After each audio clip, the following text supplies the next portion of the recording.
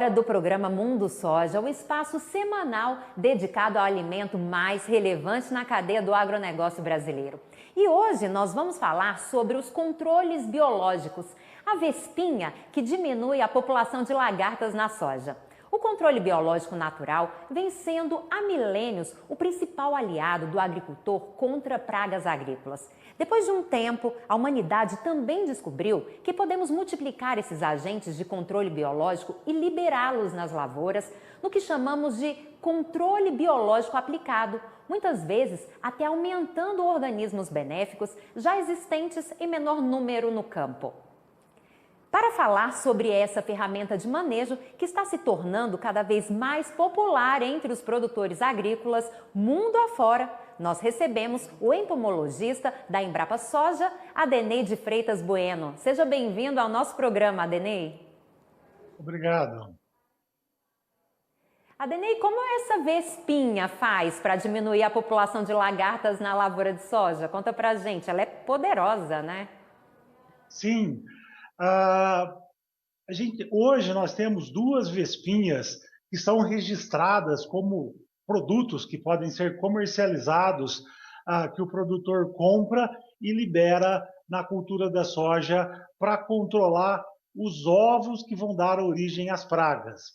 A primeira vespinha que foi registrada em 2013, bem na época que ocorreu a helicoverpa aqui no Brasil, é o Trichogramma preciosum.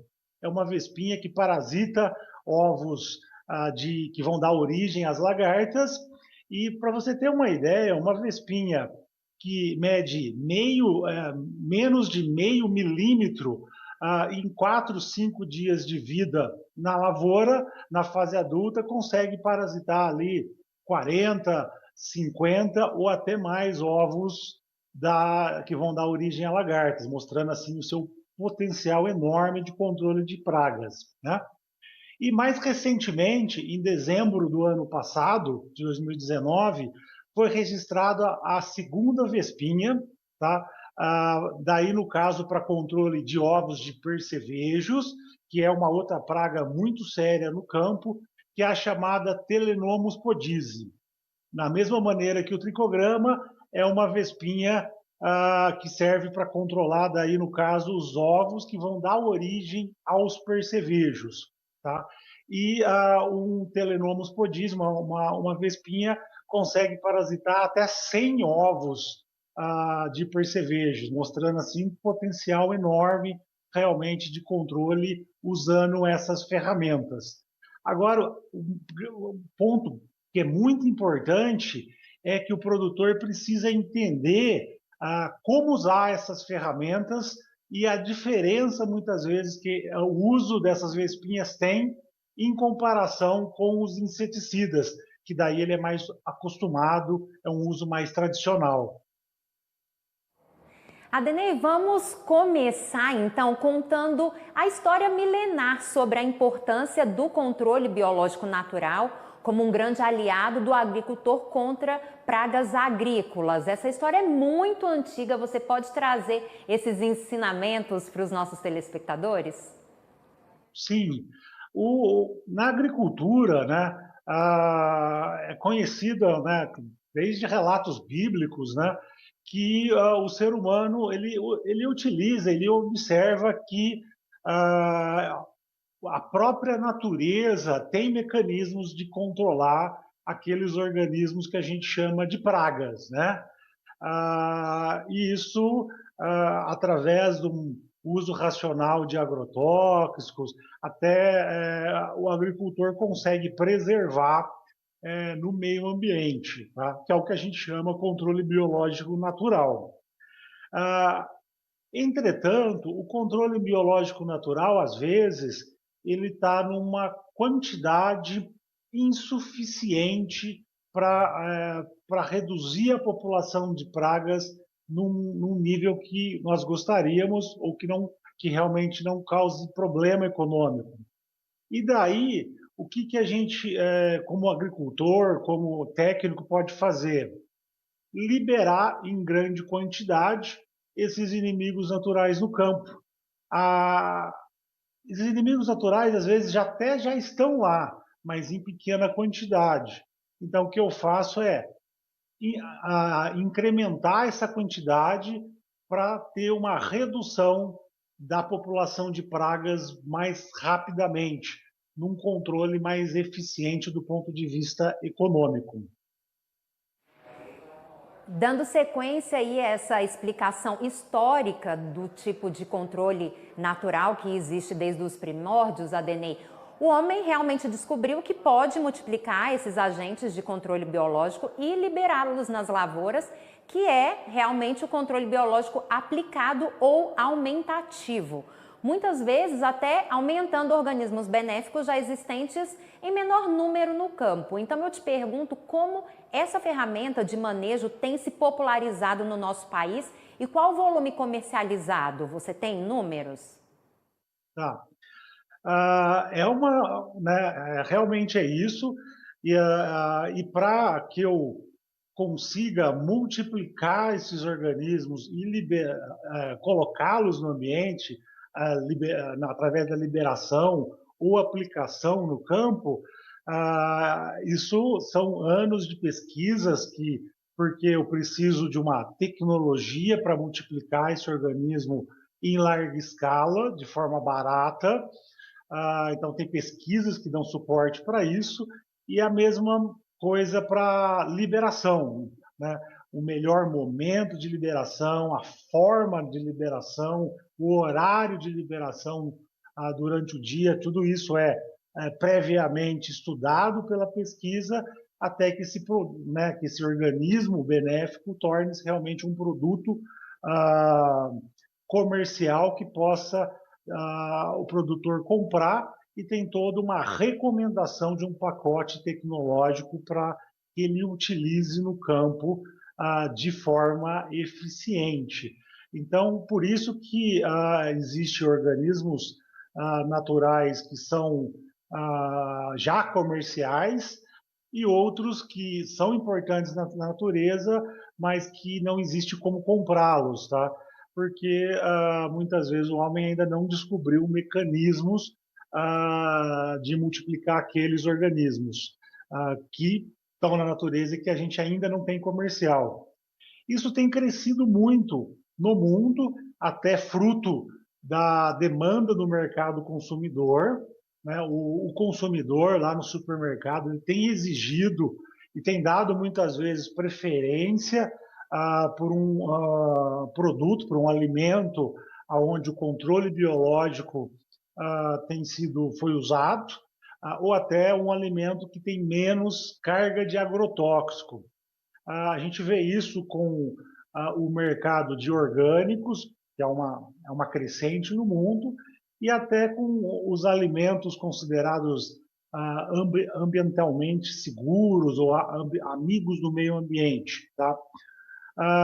No mundo, o mercado de controle biológico tem crescido aí num passo de 20%, varia de 10% a 20% ao ano. O Brasil, até pelo seu tamanho e pela sua agricultura, né, na sua liderança na agricultura no mundo, esses números até são um pouquinho maiores. Tá? Ano passado aí se fechou o mercado de controle biológico em torno de 500 milhões de reais, né? E espera-se que isso vá crescer ainda muito mais. Tá? E mesmo com todo esse crescimento, ainda a gente está em torno de 2 a 3% do que é um mercado de defesa fitossanitária de forma geral. Então, existe um potencial de crescimento ainda muito grande, porque toda praga que hoje é controlada por um agrotóxico sintético, ela pode, pelo menos teoricamente, ser controlada por um agente de controle biológico. O que precisa é investimento em pesquisa para que esses agentes sejam descobertos e que o pacote tecnológico para o uso dele com eficiência no campo seja desenvolvido para que o produtor possa, lá no final da ponta, comprar o produto e usar com segurança e com qualidade, trazendo mais retorno, até financeiro, para ele mesmo no seu negócio. Ou seja, é um mercado em grande expansão, com potencial de crescimento enorme. Adenei, de que formas o controle biológico aplicado beneficia tanto o produtor de soja brasileiro quanto o meio ambiente? Tá. Quando a melhor maneira de se manejar a praga no campo é usando o que a gente chama de manejo integrado de pragas. E a ideia do manejo integrado de pragas, por si só, é de usar várias ferramentas. Quando você usa uma única e exclusiva ferramenta de manejo, a pressão de seleção sobre aquela ferramenta é muito grande. Tá? E isso que aconteceu com inseticidas por anos, né? Sendo, às vezes, a única opção de uso para se produzir alimento. Tá? E com isso, a gente tem o surgimento aí de a seleção de pragas resistentes, os inseticidas muitas vezes deixando de funcionar, precisando aumentar doses ou até trocar por outros inseticidas mais eficientes. Quando eu começo a ter outras ferramentas e o controle biológico vem como uma outra ferramenta, não para substituir o inseticida, mas para usar em conjunto, até diminuir a carga de inseticida utilizada, e com isso eu tenho um melhor manejo integrado de pragas. Isso é bom para o meio ambiente, porque eu acabo reduzindo o uso de agrotóxicos sintéticos. Isso é bom até para o próprio agrotóxico sintético, porque ele sendo usado em numa menor intensidade, a vida útil dele acaba aumentando, porque a pressão de seleção para organismos resistentes àquele agrotóxico diminui, e com isso o produtor, no final da conta, vai conseguir produzir com a mesma qualidade ou até com qualidade maior, gastando-se menos com agrotóxicos e com isso tendo até uma lucratividade. Isso também é importante para o agricultor, essa adoção do controle biológico, porque vem a atender uma demanda do mercado consumidor nacional, que está lá, às vezes, pedindo por um produto certificado, por um produto que tenha selos, que comprove que não foi usado agrotóxico sintético, no caso de orgânicos, ou selos que comprovem que ele foi produzido de maneira sustentável, né? Sustentabilidade é uma palavra importante, e isso é importante para o mercado consumidor externo também, que exige isso e, eventualmente, pode se usar de barreiras, né, para competir com o nosso produto lá fora. A questão da sustentabilidade, de uma produção mais sustentável, né, são as barreiras não alfandegárias que podem ser usadas no comércio exterior. Então, isso é bom para o meio ambiente, mas é bom até para a própria economia do setor agrícola aqui no país. Usar mais o controle biológico, e essa nova ferramenta vem para agregar muito numa coisa que a gente já é líder mundial, que é a produção de alimentos para o mundo. Adenei, esses agentes de controle biológico são produzidos em laboratório e liberados na lavoura na fase de pupa, que é quando o agricultor detecta a presença de mariposas. A partir daí, o que acontece? Quais são as próximas etapas? Os agentes, eles são multiplicados em laboratórios. Na verdade, a palavra que a gente usa é biofábrica, né? É como se fosse uma fábrica de controle biológico.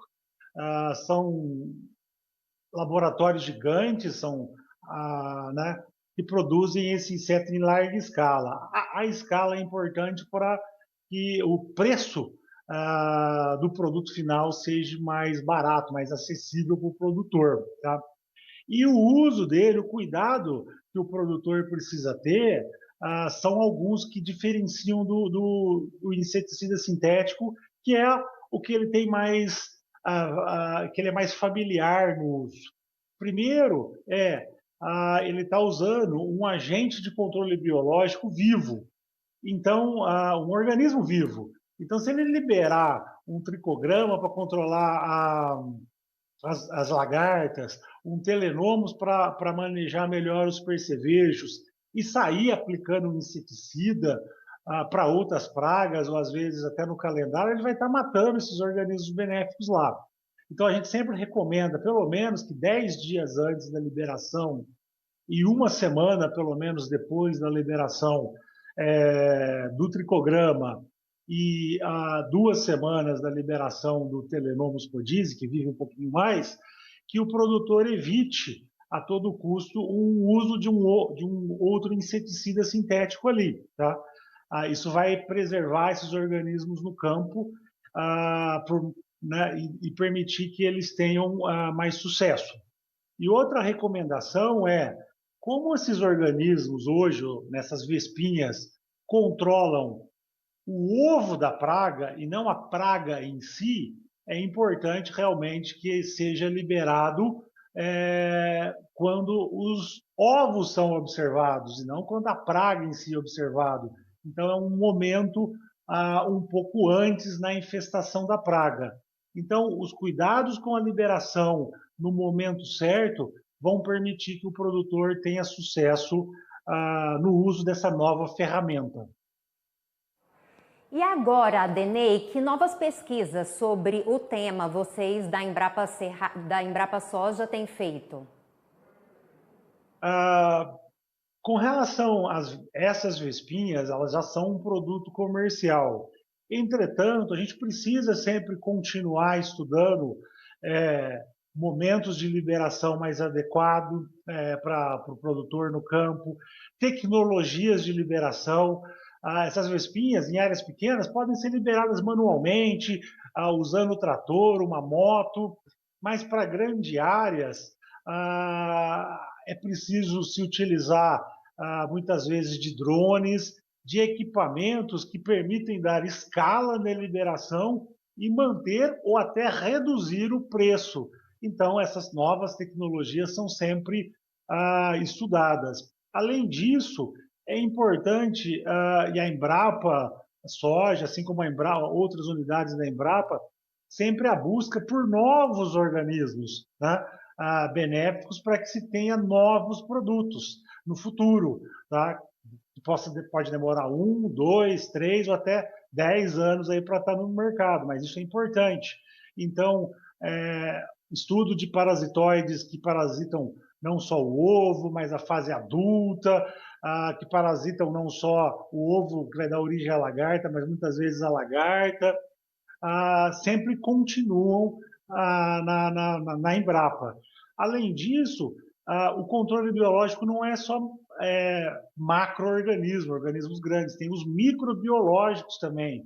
Então, a Embrapa Soja tem uma pesquisa muito forte também, com fungos benéficos, bactérias benéficas, que podem muitas vezes ser aplicados e também causar doenças daí, não nas plantas, mas nas lagartas e nos percevejos, e com isso colaborar para o manejo dessas pragas e até para a preservação dessas próprias vespinhas no campo.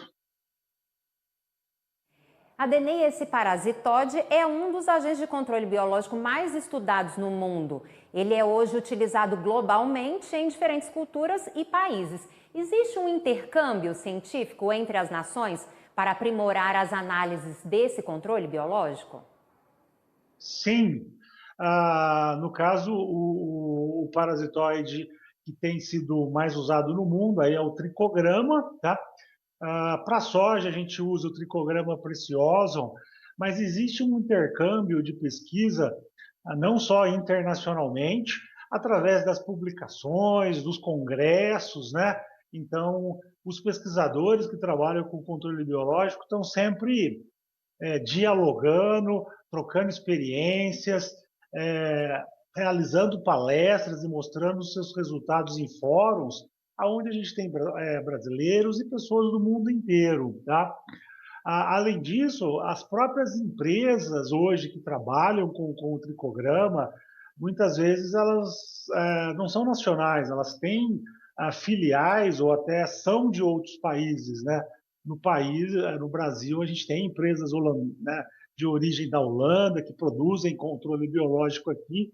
Então, esse intercâmbio, sim, ocorre no mundo inteiro e ocorre até de pesquisadores que trabalham com culturas diversas, tá? A gente tem que lembrar que, por exemplo, na cana-de-açúcar, os pesquisadores que trabalham com a cana-de-açúcar no Brasil usam muito o tricograma também para controle da broca da cana.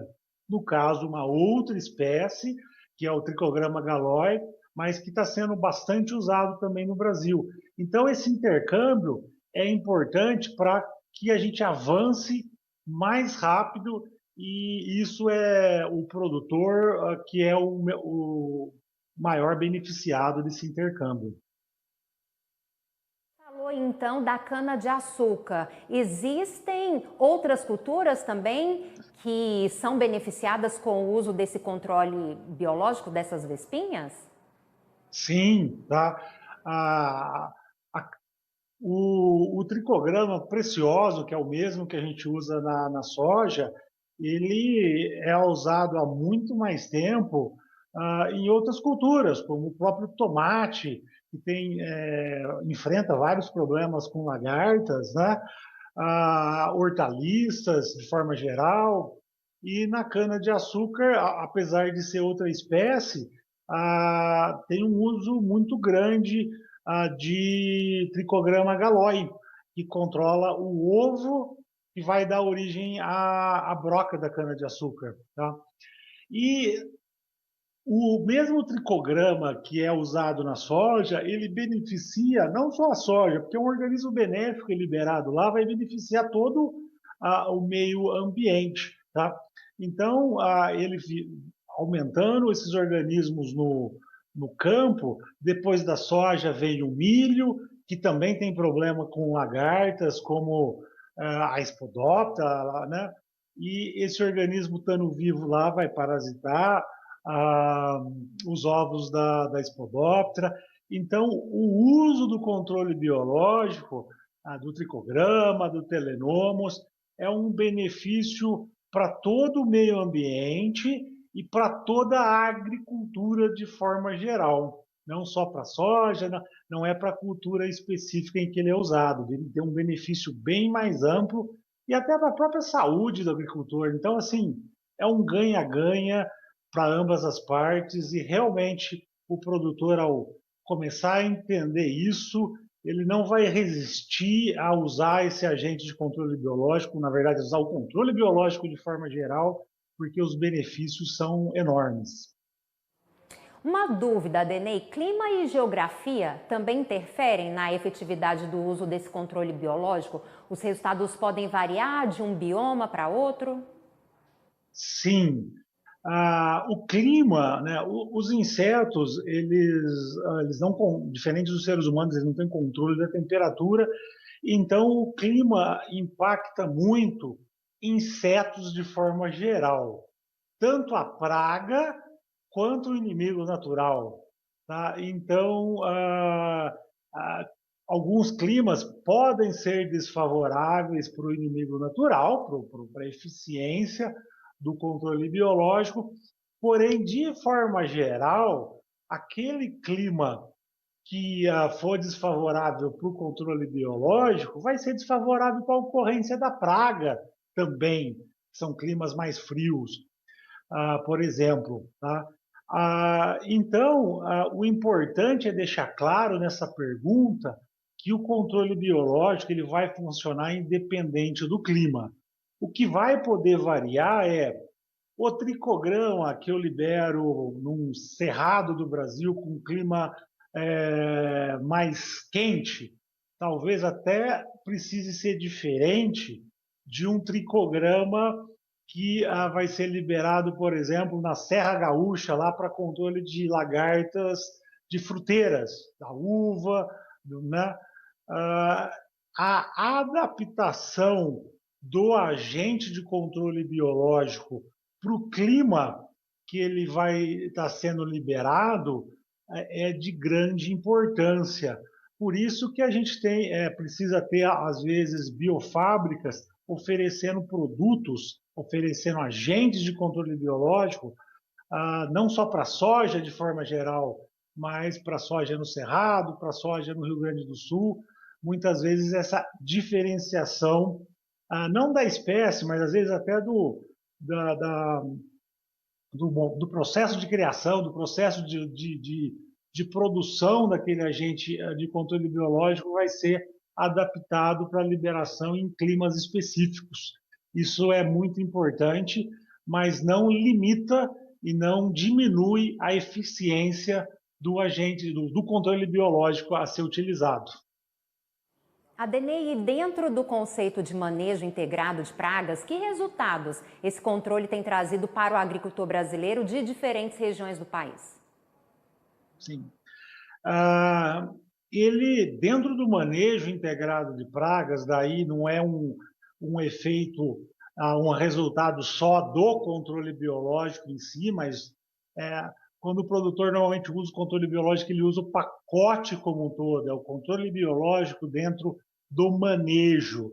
E daí, principalmente aqui no Paraná, onde a gente tem uma parceria muito grande com a Emater, que hoje é chamada IDR, né?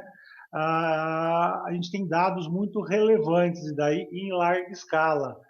No Paraná, o produtor que tem adotado o manejo, né, que é a adoção do racional do uso de inseticidas, junto com todas essas ferramentas, incluindo o controle biológico, tem reduzido o uso de inseticidas sintéticos em torno de 50%.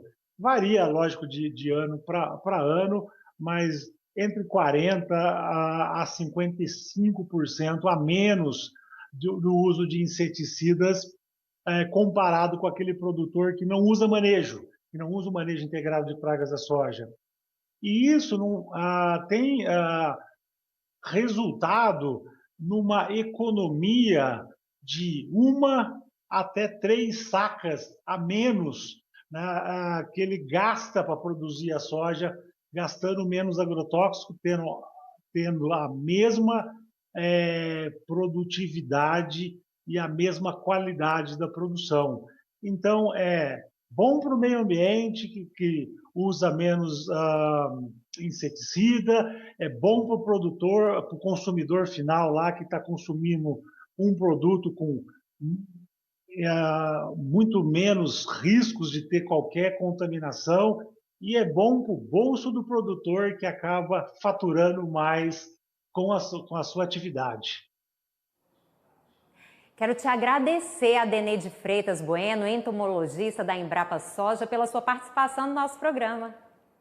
É um grande prazer e a gente está sempre à disposição.